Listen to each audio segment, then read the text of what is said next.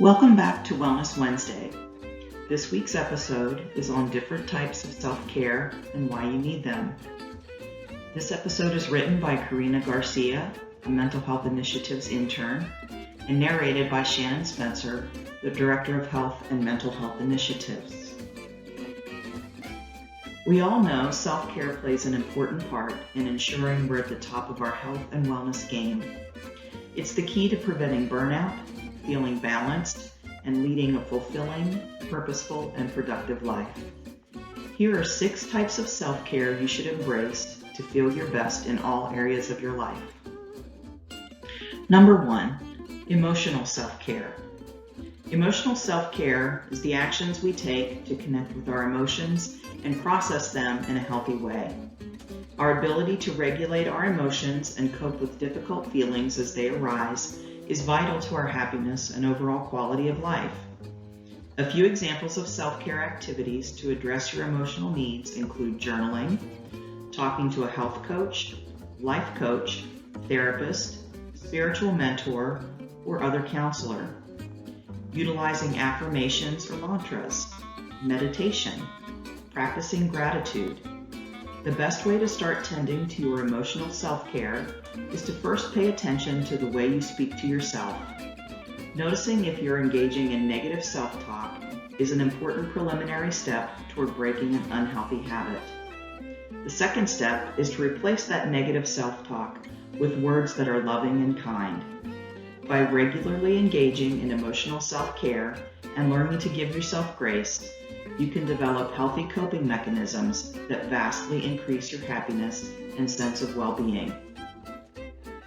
Number 2, physical self-care. Physical self-care is probably what many of us typically think of when we hear the word self-care. This type of self-care refers to any activities you deliberately engage in to enhance your physical well-being. A few examples include being active, going for a walk, a bike ride, taking a fitness class, etc., taking a relaxing bubble bath, dancing to your favorite song, getting a massage, taking a nap. Give some thought to what types of physical activities make you feel calm, balanced, and happy, and schedule regular time to do them. Number 3, mental self-care. Mental self-care encompasses anything you do specifically to stimulate your mind and cultivate a healthy psyche. Some activities that may help your mental self-care include listening to a podcast, trying a new hobby, going to a museum, reading a book, or writing a poem. Number 4, social self-care. Humans are social beings, which means we need regular connection with others to thrive. That is why prioritizing social self-care, or activities that nurture our relationships with others, is critical. Oftentimes, when our lives get hectic and overwhelming, we tend to cancel our plans and withdraw. Of course, we all need to just say no sometimes, but it's also extremely important to make time for social interactions. We most benefit from face-to-face time with others.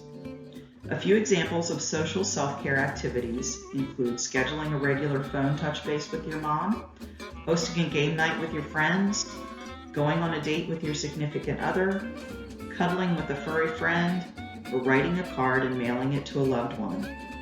Along the same lines, give some thought to which relationships are no longer serving you in your life. If there's anyone you find draining to be around, it may be time to part ways. Your relationships should uplift and fulfill you, not deflate and drain you. Number 5, practical self-care. Even mundane, everyday activities can be considered self-care. Any action you take to fulfill your core needs and reduce stress can be cataloged as practical self-care. Examples of practical self-care might include organizing your email inbox, tidying your living space, meeting with a financial advisor, setting out your clothes for the week in advance, or meal prepping. These forms of self-care are admittedly less exciting than some of the others, but should not be underestimated. They can be huge sanity savers and help create a greater sense of calm and control in our busy lives. Number 6, Professional self-care. If you are employed, it is essential to make time for professional self-care. These are the activities and actions that support feeling balanced and fulfilled in your career.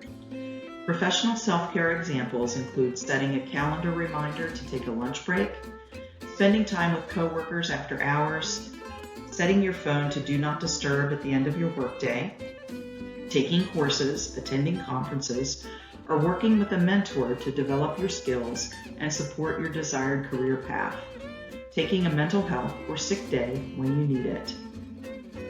Self-care doesn't have to take tons of time or cost lots of money to be beneficial.